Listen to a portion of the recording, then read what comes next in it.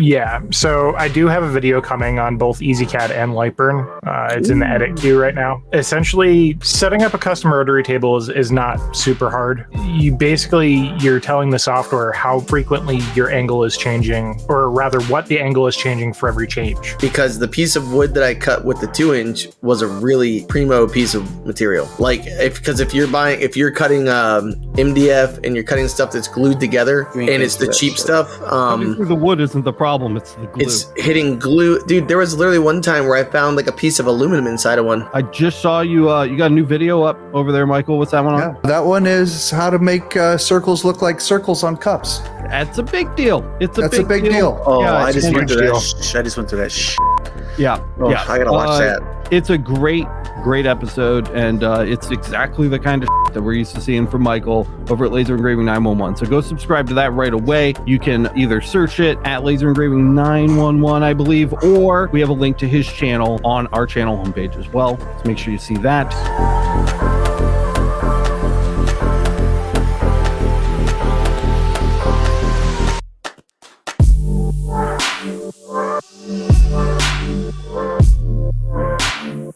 Something inside me saying I really don't think I'm strong enough. What's up, everybody, and welcome to the Laser Source Podcast. It's Alex, and I've got a whole bunch of clowns with me tonight. Kyle, Boyce, Matt, and of course Michael over at Laser Engraving 911. What's up, guys? How you doing?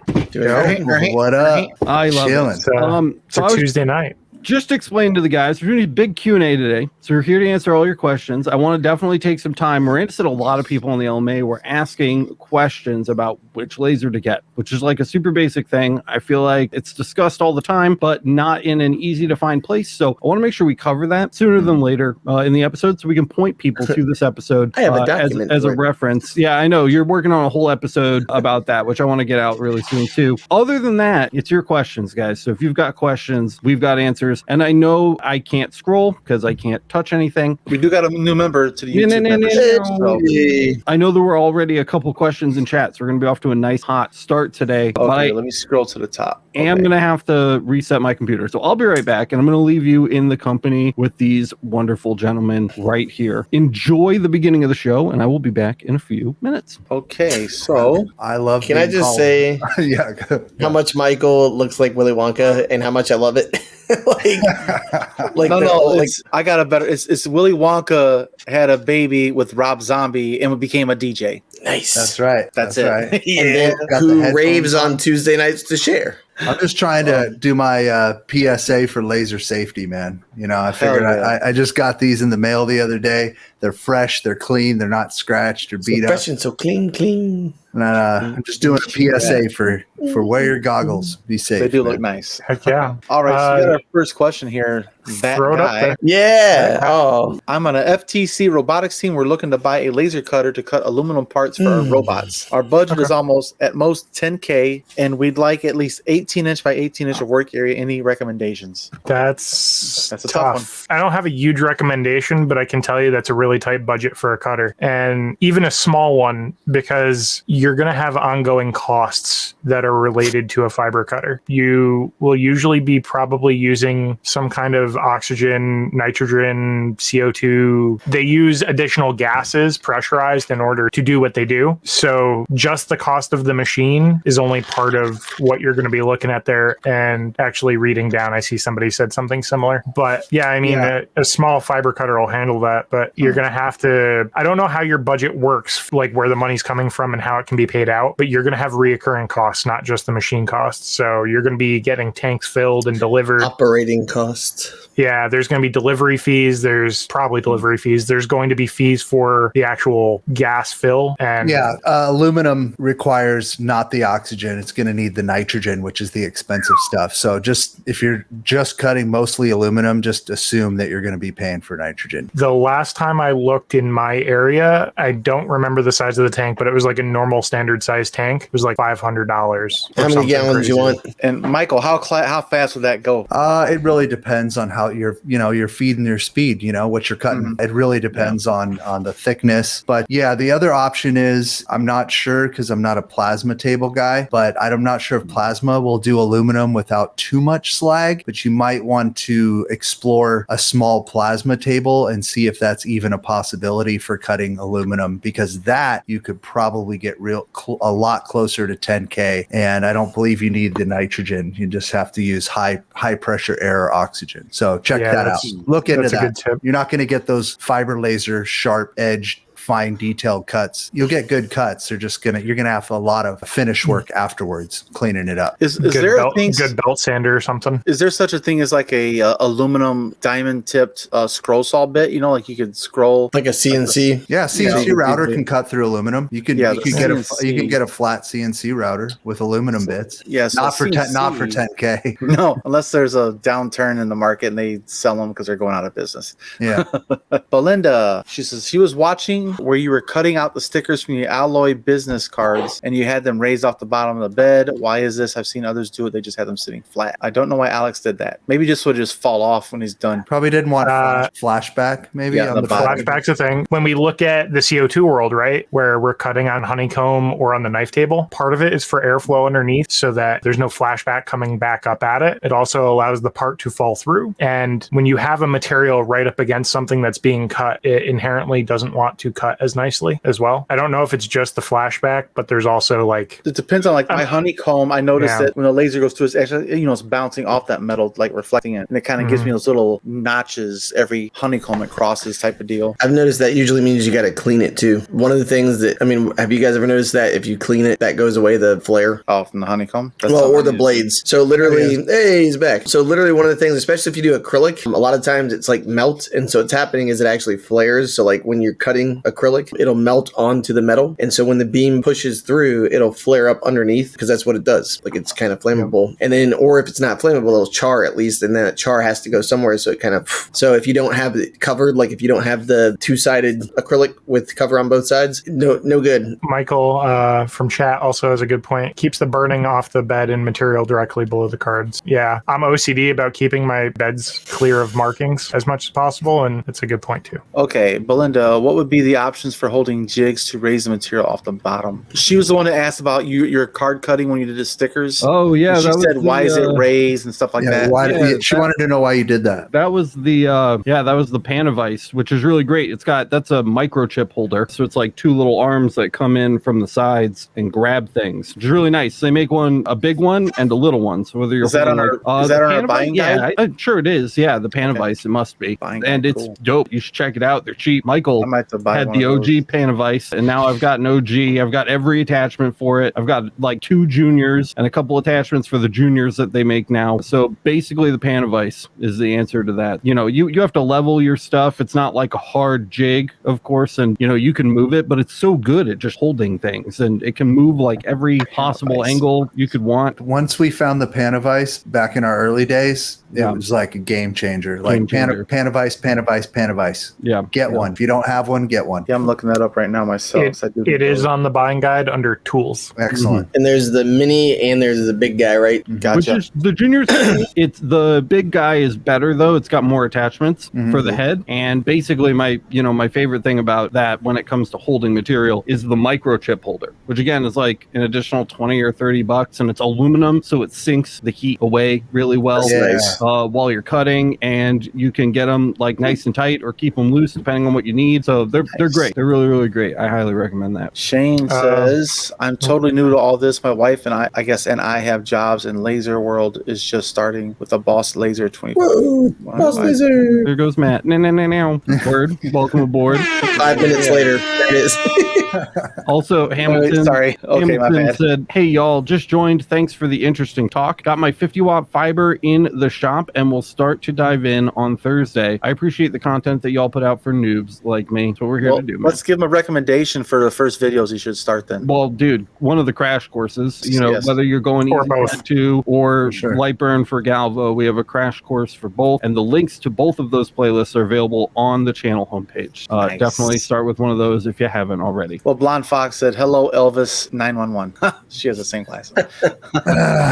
Well, thank you very much. Mike C said, in reference to the person who's looking at the fiber cutter for their aluminum parts, he mentions you can get a Shipoko HDM CNC router for under $6K, Nice. which maybe that might be another cost-effective option to consider. That's something I know very little about. Same. Yeah, and with CNC routers, and there's always going to be a consumable on any machine, and with those, it's going to be your bits. Your bits. So make sure you look into how much and how often you have to replace metal, carbide, aluminum cutting bits, because that will be a cost. Obviously, you get cheap bits, you're going to be replacing them all the time. You get expensive bits, you're going to pay more, but maybe they last longer. So make sure you look at bits. And you're going to be paying for that learning curve on figuring out what your speeds and feeds are for it, because if you go too fast, you're going to snap a bit. If you under-rotate the bit at a lower RPM, you could be breaking them or overheating them, or going too slow, you could overheat them. Well, then don't you have, if you're cutting aluminum, wouldn't you have to have some kind of a coolant spray on that, or is that just something you can run without a coolant? I bet Hamilton has an answer. He's over there. He said he'll trade CNC router knowledge for laser knowledge.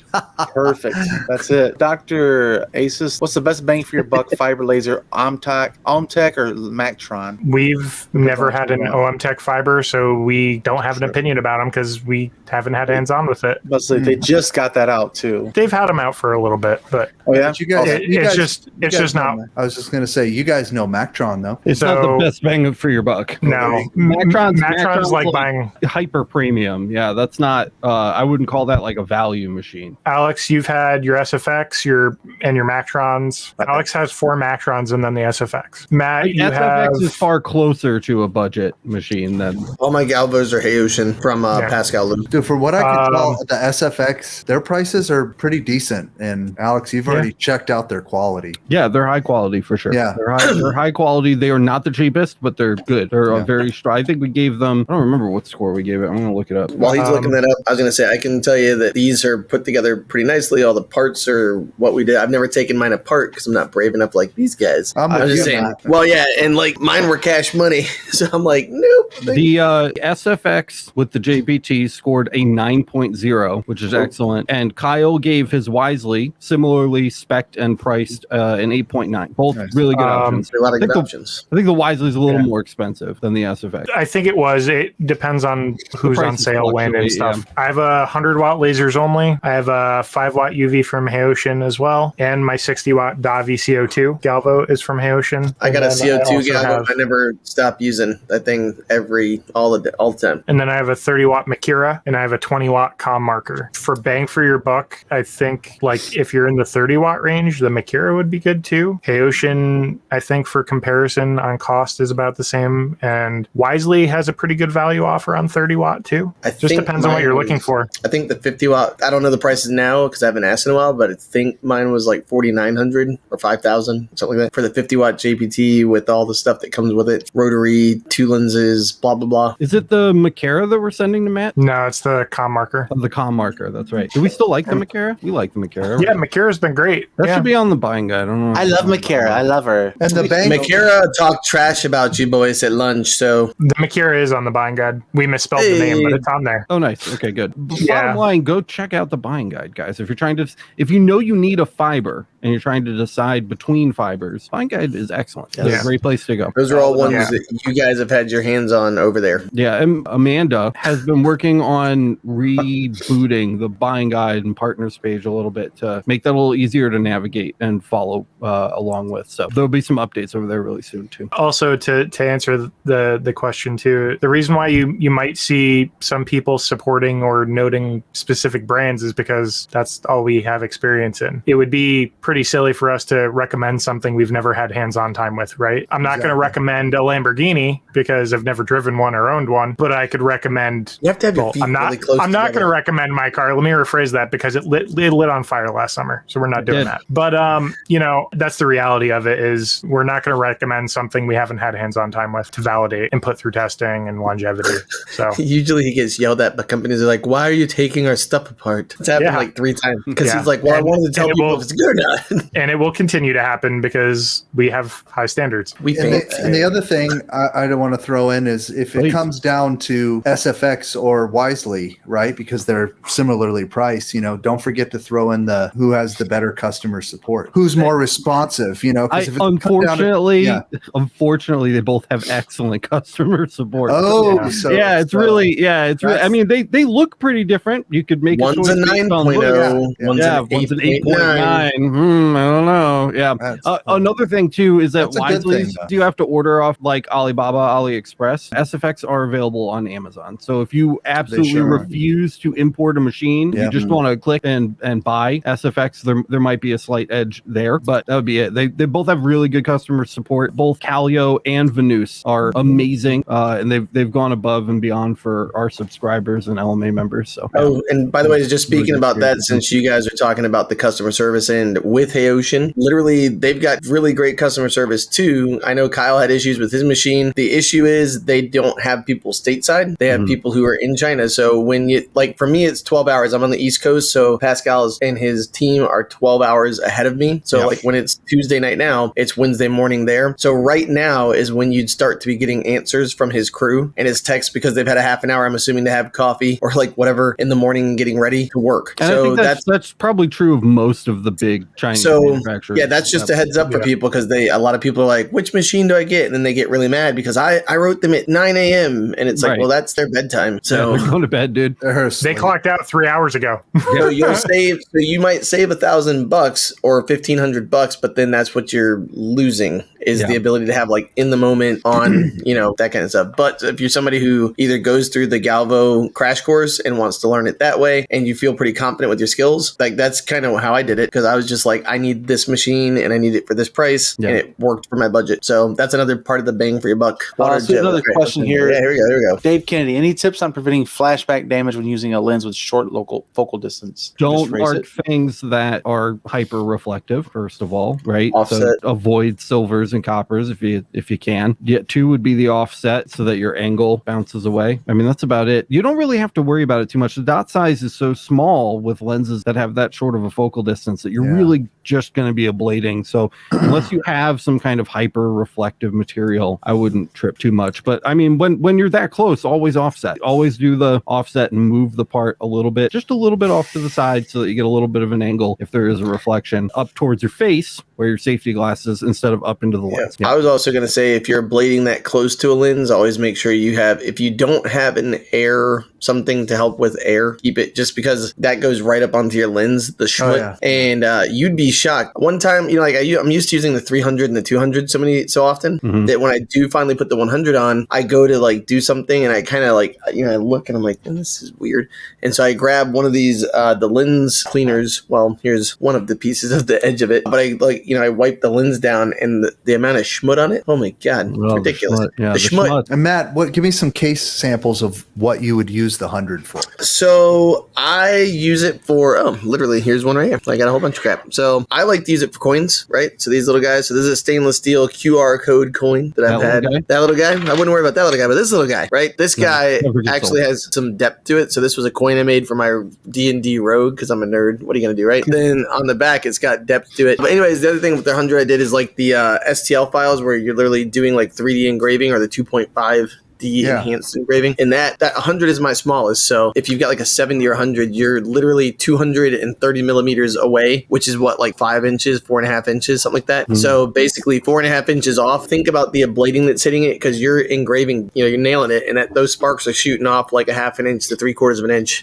when you're shooting for depth anyways. That's all I use right now. I have a 200, but I haven't quite figured out how to put the 100 on yet, except that I can't figure out the file. Me and Kyle tried to figure out the core file. Oh, you're struggling with core file? No, like me and Kyle sat down and tried to do it, and I looked through all my files, and I have to reach out to my vendor to say, hey man, what's that file X? It doesn't make sense. The 200 didn't work. So this is where I did, the schmutz. I did an angel, so I was practicing for something I was going to do on like a tombstone type thing for an animal. So that was where it actually engraved the image, but then I did the STL file, and you can kind of, look how deep that is. Oh yeah, I can see it. That's cool. That's like the depth of a nickel. Well, there's a lot of, the same thing is like, think about getting a fiber laser for doing guns. guns. Hey, buddy. A laser for engraving metal in general is going to be good for engraving guns, right? It's all the same use case. It's about how you want to utilize it. Size your lens appropriately for your work and your wattage. I was going to say, make sure with guns too that you understand things like bluing and you understand things like coatings and you understand rust, because it'll look awesome when you give it to them and then they will take it out into the woods for the first time. They don't oil it or whatever, and while they're there, it's going to get rust and whatever else that happens to it. So just be aware of that, because I had a friend of mine who they did some work for him and it messed up his gun, and then now you got to recoat that, and that's not cheap because they don't just touch up your gun. They do the strip it down and do the whole barrel again. When we have twice as many employees as we have right now, I will hire a big, muscly man with a large beard that kind of looks like Michael to start a second Laser Everything channel for doing firearms, because I know that there's so much to cover there, and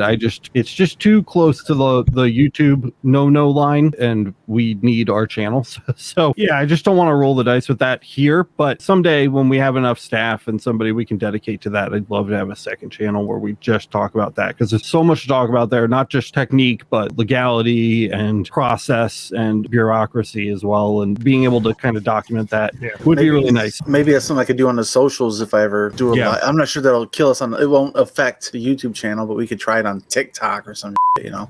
Yeah, sure. Like China don't give a shit if we shoot each other, right? I don't think so. Yeah, I don't think so. By the way, there was one question up here. Did you see the one from Bill Bat about the Ruida air pressure shutdown? Yeah, I was actually looking back up for that one because we actually... Anyone using Ruida air pressure shutdown safety kit for laser external air? I'm having problems getting ArtieWorks to talk to the Nova 51 using Windows 10. Yeah, I'm pretty sure it just runs off of 12 volt through the controller or whatever, 24 volt or whatever it is. But it's like Ultimate Air Assist, right? So when the Ruida is calling for air assist, it should be opening the valve to allow pressure to flow through. Little solenoid. Yeah, I've never done anything with RDWorks. It's always been with Lightburn. Yeah. So I know with maybe there's a toggle, because I know in Lightburn there's a toggle, and if you don't have it clicked to air assist on or off, that's the only thing I got. But as long as it's wired up properly to the controller, it should be calling for it. And also assuming your solenoid is actually using the voltage that the controller outputs for that. If it's shooting low on that, it may not be triggering. This is way outside of my purview. I'm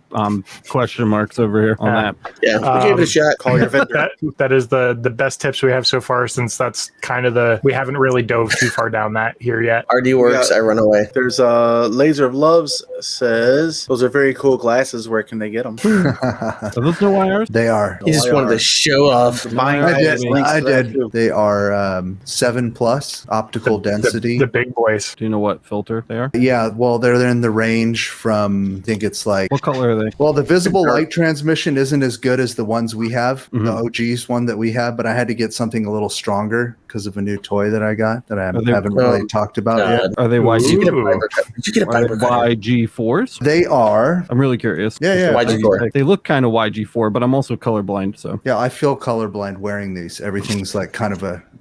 Did you see him reach for his mouse a second ago? He was like, yeah. the visible transmission is 3. That's literally like when I put these on, and I'm like, I don't know where I am. Like, have you ever? They're YG4s. Yeah, nice. And they were with tax $264.18. Who, mama? So, how much? 284. 264. That's not bad though. It ain't cheaper than being blind. It's cheaper than being blind. That's how much would you pay for vision if you didn't have it? Ken says, do you want to use oil when cutting aluminum? Aluminum doesn't rust, so not really a concern. I don't know. Was that a question about cutting? Cutting CNC cutter thing earlier, probably. Yeah, was that a CNC cutting question or an engraving question? I was cutting aluminum. That's a good question. Usually earlier. I think that was right after that was literally right after Hamilton had talked about the CNC knowledge. So I'm assuming they're that. I don't know. Every time I see him cutting metal, there's usually some kind of coolant or lubricant going on it. Yeah, CNC cutting has its own rules. CNC person.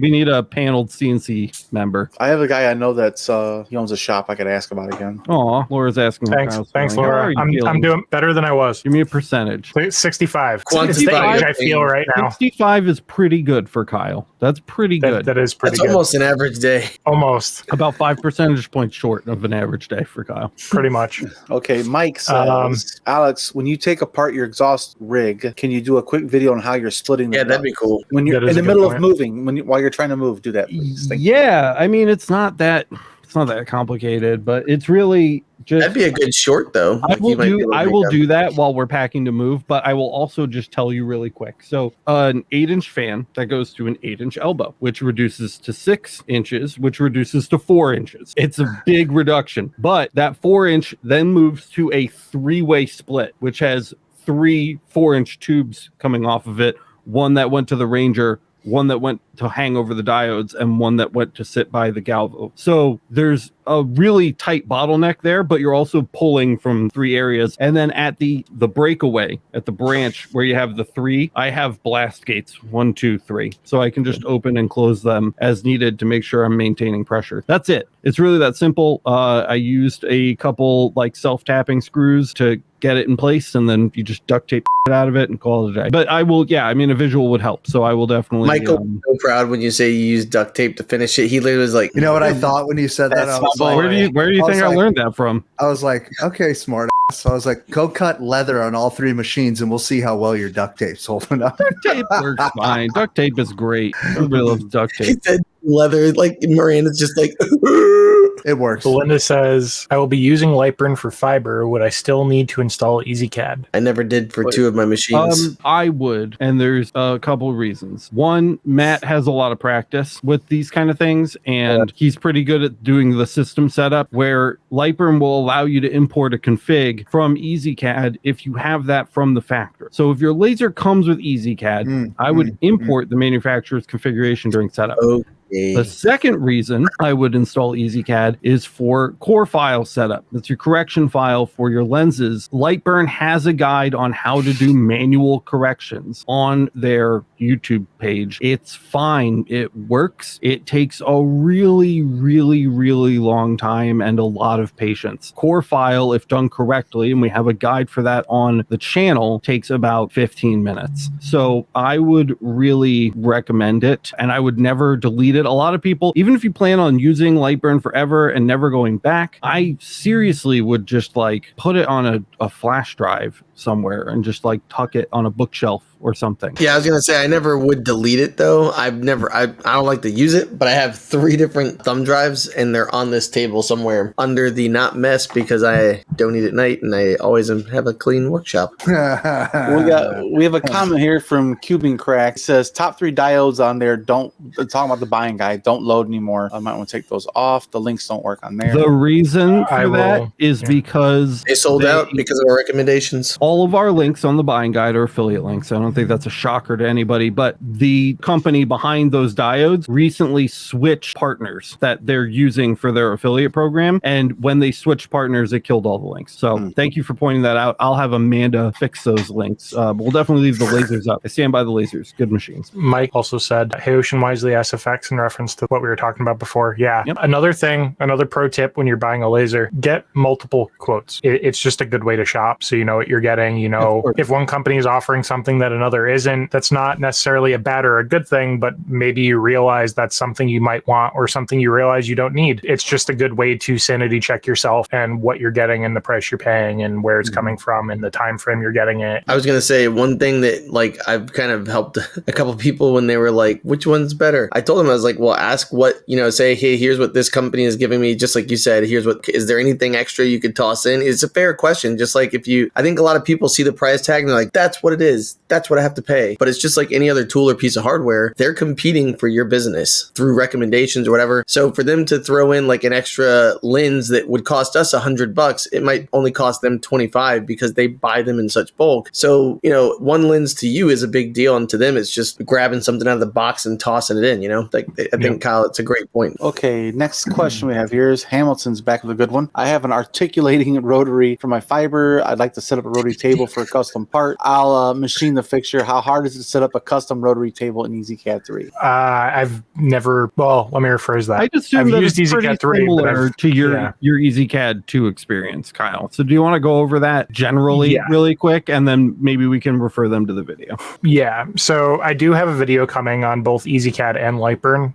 It's in the edit queue right now. Essentially, setting up a custom rotary table is not super hard. You're telling the software or how frequently your angle is changing, or rather what the angle is changing for every change. If you have a disc at whatever size that you can fit 6 parts onto, or 4 parts, let's say for easy math, your change angle is 90 degrees for 4 parts. You're putting in the setup to basically start the laser on the first piece, and if it's lined up on the first piece and it rotates 90 degrees, it's going to be perfectly lined up for the second piece. In terms of the difference between EasyCAD 3, EasyCAD 2, and Lightburn, I can't say how different EasyCAD 3 is. So the only difference really for EasyCAD 3 compared to EasyCAD 2 as far as rotary goes is the initial setup, getting the rotary to work. If you have that down already, you're good.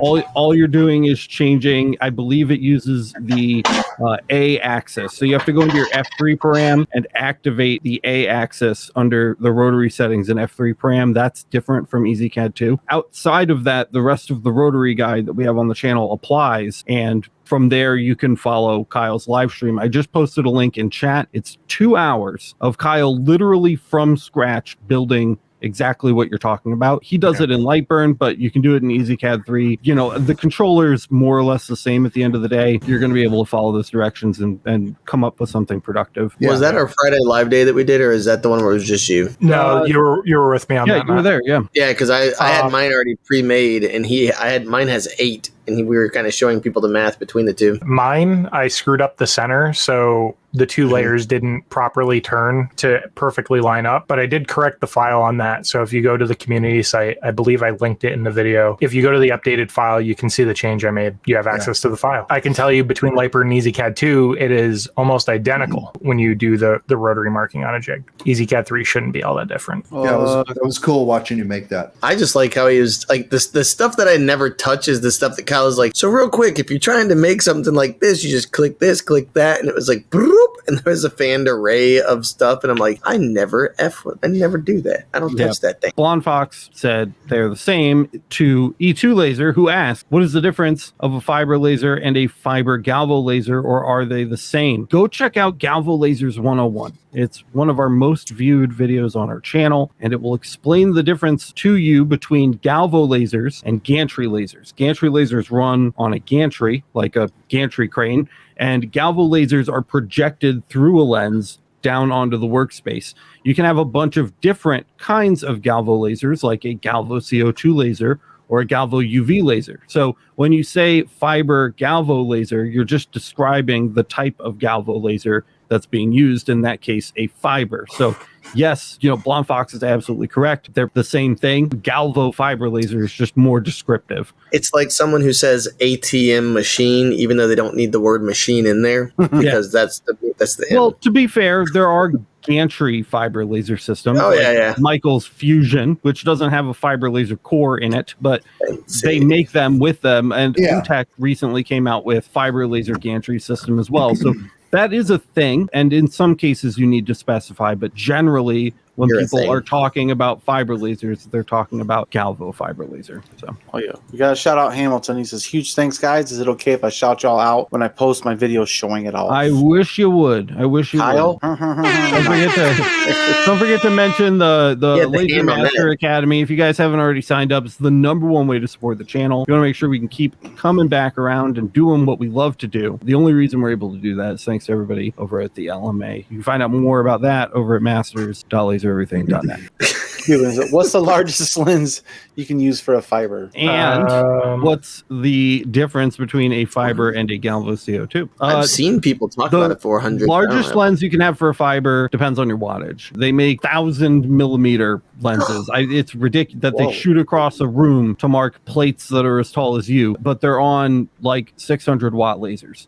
So you have to have the wattage to back that up, because the larger the lens, the larger your dot size. Again, I'm going to point you to the Galvo Lasers 101 episode where we talk about this in depth. The larger the lens, the larger the dot size. The larger the dot size, the more spread out that wattage is. So it's going to behave like a less powerful laser. If you have a 20 watt laser and you put a 300 millimeter lens on it, it's not going to do anything because that power's just too spread out. If you take the same 300 millimeter lens and you put that on an 80 watt MOPA, it's going to start an aluminum fire. You can get a lot more out of that 300 millimeter lens that way. So there's not a theoretical limit. It's just you have to have the power to back that up. And the difference between a fiber and CO2 galvo is the fiber is 1064 nanometer wavelength beam. The CO2 is a 10,600 nanometer wavelength beam. They're both infrared, but the fiber's shorter wavelength makes it better for marking things like metals, whereas the CO2's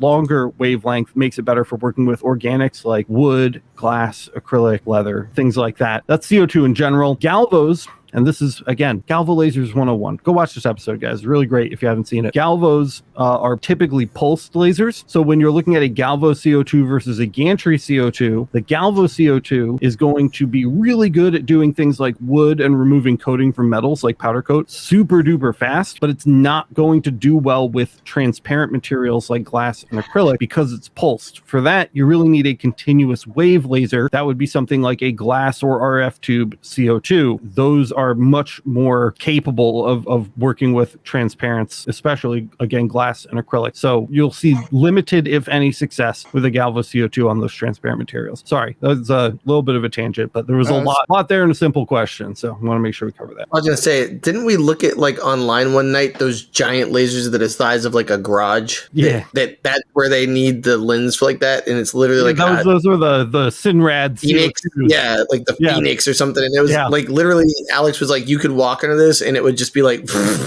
Have you been there, Michael? Where is this? Sinrad? No, I've never been to Sinrad. Go check out their website, bro. Okay. It's like they make lasers that you'd find in like our CO2, like my CO2 Galvo, the Mac. Yeah, I know who Sinrad is, but so they have it was called like the Blade or something like that, and it's basically like this gigantic, like the source to the UV laser was as big as this room that I'm in right now, and then it had a bunch of modules coming out. Like a steering wheel shot a curtain of just UV beam down at the ground that they use for sweeping over things, and it rotates. It's it's ridiculous. Okay. Yeah, that sounds awesome. Good thing you bought those new glasses, buddy. Go check it out. If you guys haven't been to Sinrad's website, go poke around on that just for fun. If you've got $1.8 million just burning a hole in your pocket like an aluminum fire, you'll have a down payment for one of those lasers. I was about to say, you can buy half of one. Next question. Look at the big brain on Brad. Sorry. So sorry, I had to do it. Now you're going to say some F words if you start quoting that. I can't do that. Okay. What kind of lens is good for mostly cutting on a CO2 gantry? I'm reading a 4-inch nozzle is best, but I'm getting mixed info.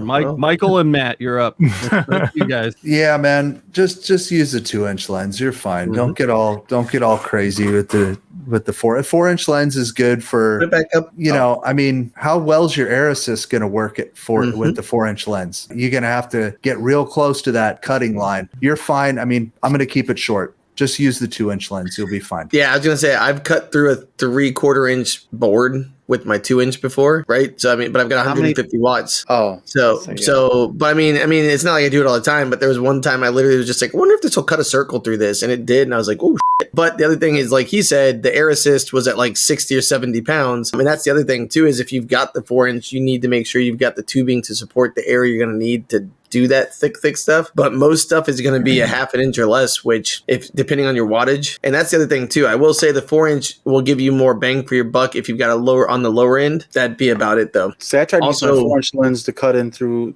a 1/2 inch MDF. I just couldn't get through it. I only got 90 watt though. So the other thing too is like if you're cutting acrylic, that's one thing. I still think the 2-inch is the best, honestly. I read early on, man. I looked at like, oh, look at this guy who's cutting with a 4-inch lens on acrylic. I must have to use that, and I went and tried it and I was like, wow, this is like flaming up all over the place. My air assist's far away from it. I don't see any point in this. I mean, Alex, I don't know if you've probably covered on one of your videos, just the basics of, how the intersection of the beam, is much more forgiving with the 4-inch lens. You have Galvo Lasers 101. There you go.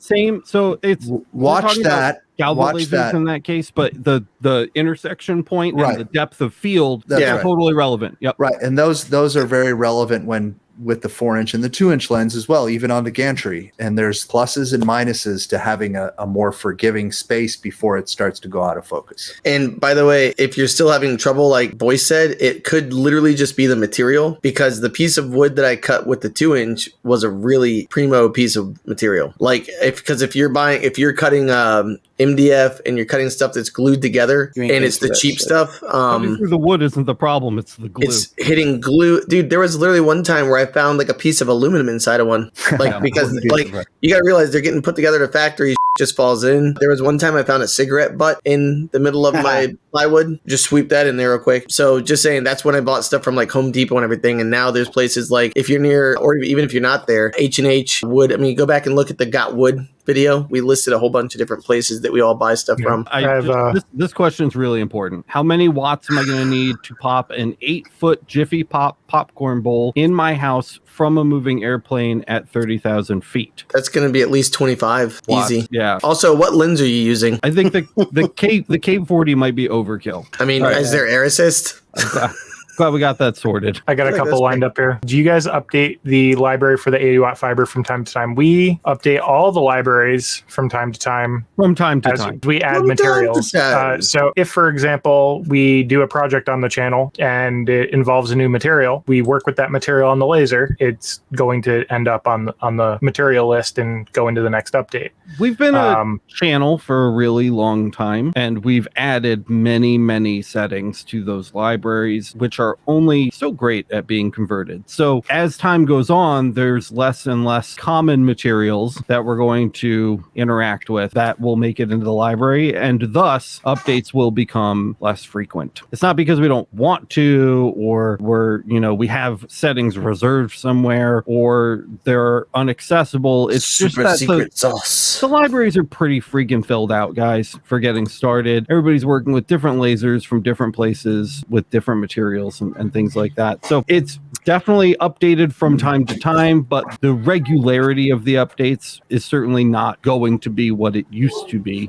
On top of that, also, I'm really looking forward to, Kyle has been working very closely with Amanda. We have our customer project database on the website. So if you go to lasereverything.net/downloads, you can download a bunch of different projects uploaded by all of our users on and off the LMA. Everything there is free for everybody. And you can go check that out right now. We are working diligently, and by we, I mean Kyle and Amanda, to bring you guys a settings database that will be similar in functionality. So anybody can just pop in. It's going to ask you a couple of questions. What size lens are you using? What type of laser is it? Who manufactured your source? You might put in your machine stats. We're still kind of ironing out the here's and there's of it, but the idea will be that you can go on there, you can put in what laser you have, and it will give you settings from other users with the same exact setup, which should make getting settings for things much easier. And we're really excited to host that on the Laser Everything website for you guys. So that's something that Kyle and Amanda have been working on getting right for a long time, and that is something you guys can look forward to down the road. I did get a question about this, and it's kind of relevant to this question too, and what we said about the libraries being converted. I recently got a question about if the fiber library will be converted to CO2 Galvo at some point, and also CO2 gantry library being converted to the CO2 Galvo. And the reality is the science in converting those isn't the same in the way that it's one-to-one when you go from one fiber source to another, or not exactly one-to-one, but it's the way we convert it as a basic starting point is much more straightforward. It's not Kyle's saying there's math that will take you from my fiber laser to Kyle's fiber laser, but there is not math that's going to take you from my fiber laser to Kyle's CO2. That's you can't vice versa. Yeah, you can't just plug in an equation and be like, okay, boom, here it is. They're completely different wavelength lasers. They're not even the same physically, like on a physics level. The wavelength of the light is different. Voice does understand physics, emergencystop.net. So they're not. It's not a thing that you can like just kind of proof out. And to add to that too, even going from a glass tube CO2 gantry to a pulsed RF tube through like on a gantry with a 2-inch lens versus a CO2 with a 100 millimeter Galvo lens. It's just, they're very, very different. It's not an easy thing to do or even within our ability. Look at Laura's question, one of you. Anyone listen to the video I posted on the Facebook I'm looking page for it while right now. whistling? If you find it, Matt, share it. Put it on right. the screen. We'll watch it together. Lara. Lara. While he's looking for that, I still have 2 more queued up. Lara Craft. Dave says, have you considered adding PayPal as a payment method to LMA? Can't. That's not. Yeah, it's not an option. Yeah. Yeah. So the workaround that I suggest is, and I haven't heard any complaints, but I haven't had any confirmations either. Buy a Visa gift card. It should work just like a credit card, and you can put money in on that if you don't want to or cannot gain access to a credit card. I've asked Mighty Networks, who is the service provider for the LMA, more times than I care to count to add PayPal as a payment method, and they have chosen not to do that up to this point. So completely out of our hands. We get that question every 3 or 4 days, and I understand that PayPal is highly requested, but it's just not something that we can offer because it's out of our hands. It's literally something we can't control. So my advice would be buy a prepaid like Visa gift card. You can do the annual subscription, so you just buy it once. You don't have to buy a Visa gift card over and over again. Buy the year. If you really want to support the channel, sign up. That would be the way to do it. And I think that's been working for people. We should actually test that. We should have one of us like kind of create a dummy account and see if that actually works, because nobody's ever come back to me like that doesn't work. I've had a couple of people who had card issues in other countries because of like international, their bank didn't like the purchase. Yeah. So they ended up going with a gift card, and they said it worked fine. Perfect. So that would be the alternative. Matt, the missus says she tagged you on the video about. Yeah, I hear it. I hear it definitely whistling. What the hell? There we go. Hold on, it's gonna happen again. Oh right, the whistling. So loud in my ears. Okay, that's enough of that. My question is, I did see this video. My question is that the only material that it does that on? If the answer is yes, whatever, that's annoying. Material. If the answer is no, check your air hose lines and make sure you don't have a leak somewhere where you're getting kind of like a high pressure squeal out of one of the connectors or something like that. But if a whistle stuck in it, that could be also a problem. A whistle jammed into the honestly, Thank God for voice beings here tonight. I'm not there. Physics, baby. I'm not there, so I can't tell if it's the material or not. But if it is that material and it's only that material, materials make weird sounds sometimes. Dude, it's not. Yes. So when I cut 1/8 acrylic, nothing. When I cut 3/16 smoky gray, which is 2027 is the number on it, the item number, it literally goes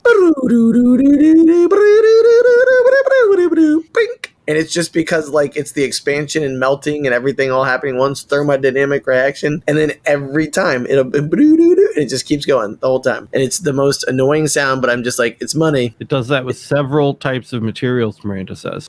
Maybe it's the air hose, like a pin leak, right? Pin leak or something. So what I was going to say is what I've done when I had a pin leak in mine, I actually took Dawn dish detergent and put some in water. Just like when you're doing, like if you've ever worked on your air conditioning to see if it's leaking at the coolant or whatever, right? Literally you just spray it at the connectors, and I kind of just let it go down and see if there was any bubbles. I had to do that with my truck's exhaust. Yeah, so as silly as it sounds, you could have it running. And by the way, you don't have to actually have the laser doing it, put it to minimal power, drop the bed a whole long distance down, as long as you can easily see your air tube. Yeah. And then it's running and have your air, like I put mine on like 40 pounds so that it was very audible. Mm-hmm. And then I just took duct tape. Sorry, Michael. Michael's like, fucking duct tape.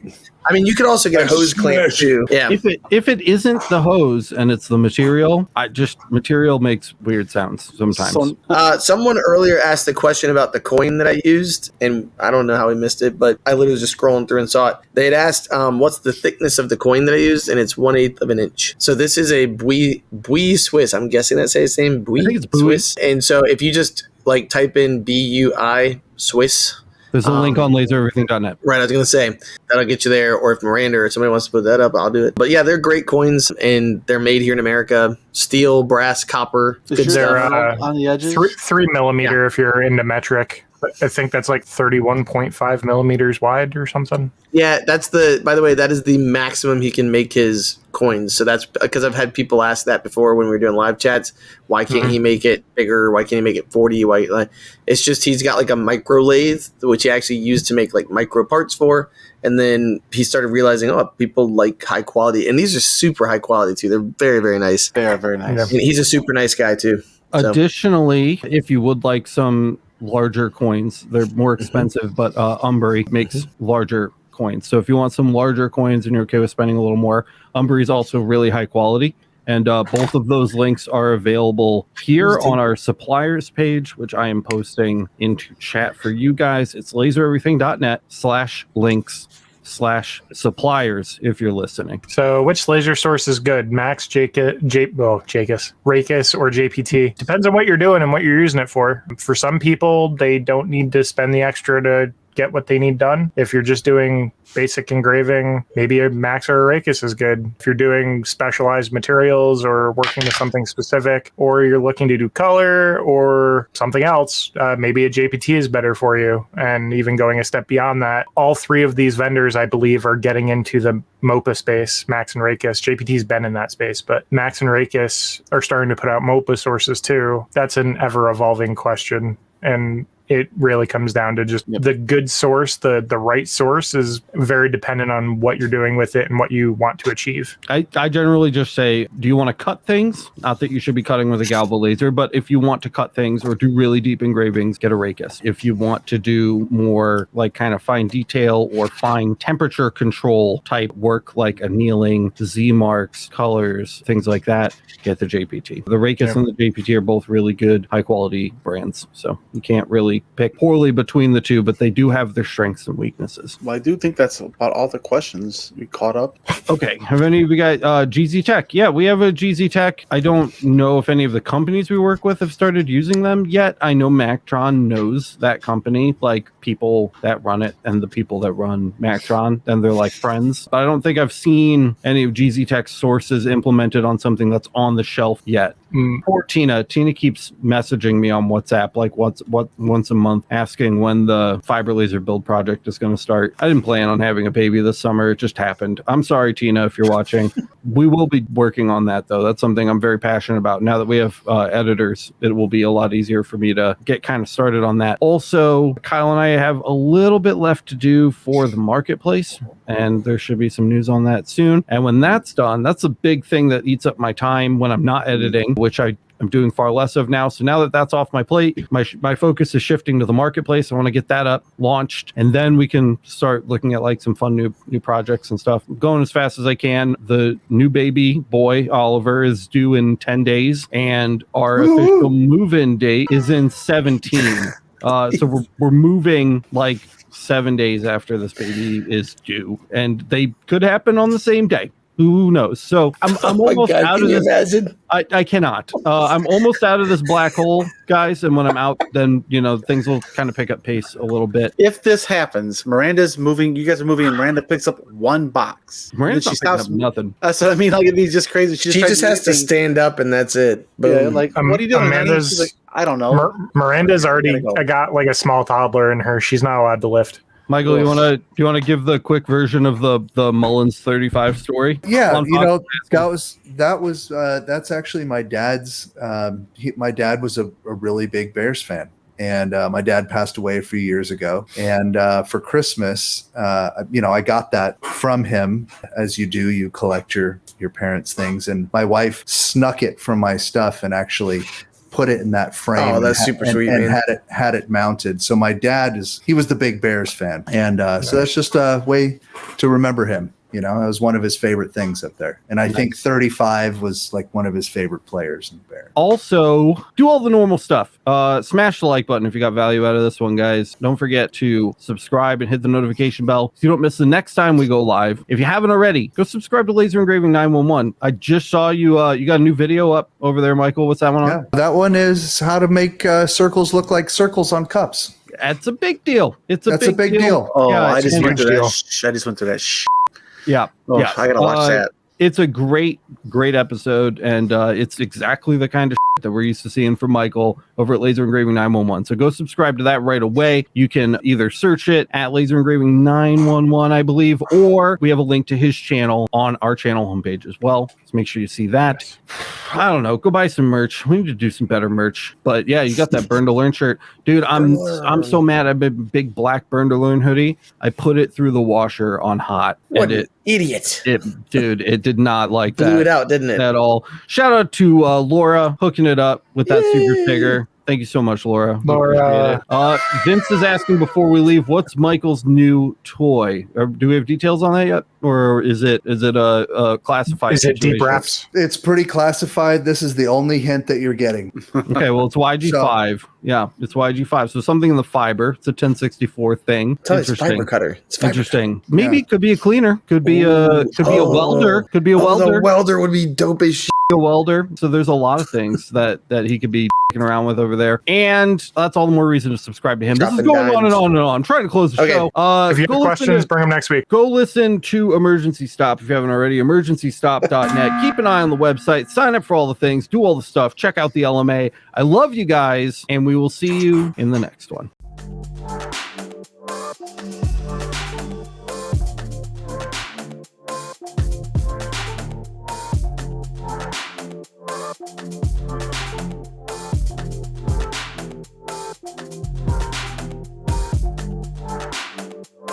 back.